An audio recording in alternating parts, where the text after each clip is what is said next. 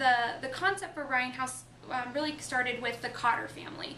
Holly Cotter and Jonathan Cotter were living in London with their 2 boys when their son Ryan was diagnosed with spinal muscular atrophy when he was about 6 months old. At the time they were living there, they didn't have any family or friend support system close by, so they were referred to the Helen House, which is the first facility like Ryan House, which provides respite, palliative, and end-of-life care to children. And I think at first they were a little bit hesitant because in the UK it's called a hospice. So for many families that word is a big kind of red flag. You know, my child might have a condition, but they're not at end of life right now. But they got to that point that I think so many families get to where they say, okay, I just need help. Whoever can help me, I'm at my breaking point. And so they did go to Helen House. And when they were there, they were just blown away by the care that they received. So upon moving back to Scottsdale for a job transfer, they brought the concept with them. They really introduced it to the U.S. So they helped us raise $7 million in our capital campaign. We had great partnerships with St. Joe's Hospital. They donated the land that we sit on, like I said, Hospice of the Valley, or Colt Wilson Architects, just really this gathering of community that said, we want this in our space, we want this here, and they helped make it happen. So after that $7 million capital campaign, we opened for services in 2010, and so we're just growing. In our first year, we operated at 4 bedrooms. That was just so that we could get really good at providing respite care for a young child, an older child, maybe losing a child from cancer, or these different types of things, so that as a team we knew that we were really ready to bump up to the full 8 bedrooms.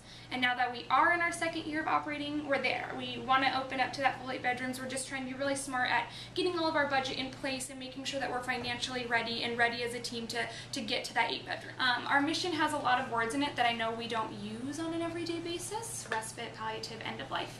So I kind of like to go into what those words mean, and then just kind of get into our history and that type of thing. So respite care are short breaks for families who provide 24/7 constant care for their child with a life-threatening condition. I was talking to one of our nurses recently, and I said, what does constant care really mean? What is that like? And she said, imagine going to the restroom and not being sure if your child was going to be okay when you got back. So it's just this constant kind of stressful situation. A lot of our children are on trachs, they're on vents, they have IVs, they eat through a tube. So it's this non-stop care that they provide. And for most of these families, they're the only person who's ever given this type of care. They can't drop that child off at grandma and grandpa's house. They can't have a babysitter come over. It's just them. Some of our families do have respite in the home provided through their insurance, but usually those are about 4-hour breaks. So this is a full respite, we like to call it at Ryan House. So it's a 24-hour break, and they have 28 days a year to use. And what that allows families to do, which they've never been able to do before, is go on a vacation as a family, spend time with their other children, reconnect with their spouse. There's a statistic that says that 90% of marriages end in divorce, and 85% of the siblings in that family develop behavioral problems, just because it is such a stressful situation. There's not enough time, there's not enough energy, there's not enough love to go around when you're caring for a child like this. So when we opened our doors in March of 2010, we were the 2nd facility of its kind, and we still are in the nation. So that's kind of respite care. It's just a short break from the non-stop 24/7 care that families provide. Palliative care is a concept of care that we're based upon, and my favorite quote to describe that kind of care is adding life to the child's years, not simply years to the child's life.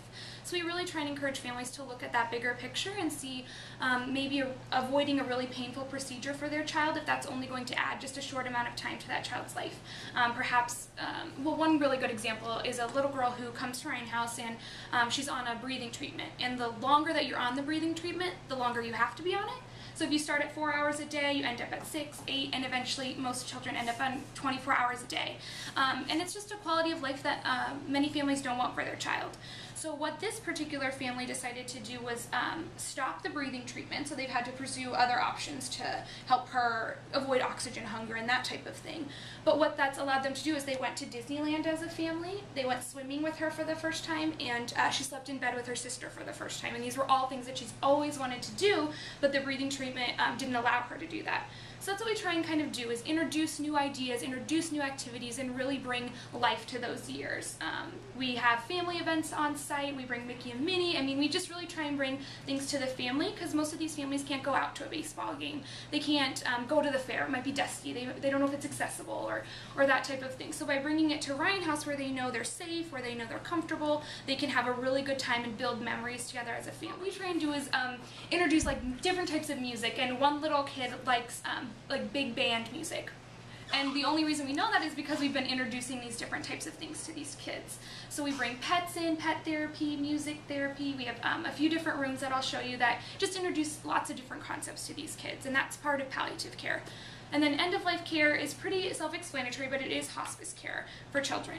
We are associated with Hospice of the Valley. They're one of our major partners. We're really intertwined with them. We are our own 501c3 nonprofit organization. We raise our own $1.6 million budget every year, but they really help us with different resources. They help us with our volunteer training program. They help us provide staffing, our licensure, the maintenance of the building, because they actually have a hospice on the second floor.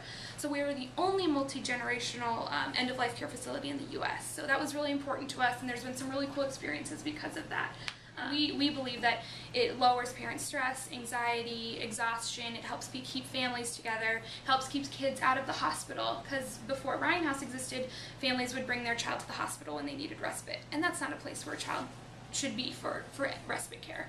And then before Ryan House existed, if a child was facing end of life in a hospital, it was either hospital or home. There was no opportunity to bring them to Ryan House or bring them to a facility like Ryan House. And recently we had a little girl here who kind of showed how important it is to have something like Ryan House in their community.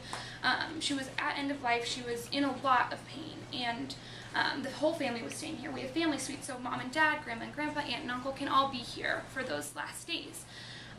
But every once in a while this little girl would feel good for about 10 or 15 minutes, and they were able to, because they were at Ryan House, do an Easter egg hunt or go on the playground and do all these really fun things, because it was all at their fingertips right here. Where if they were at home, by the time they got her out of bed, dressed in the car, and to go somewhere, that 10 or 15 minutes was up, and that ability to make a memory, that opportunity to make a memory was kind of gone. So by being here, we just really help them have all these opportunities and access to all these different things that they wouldn't otherwise have.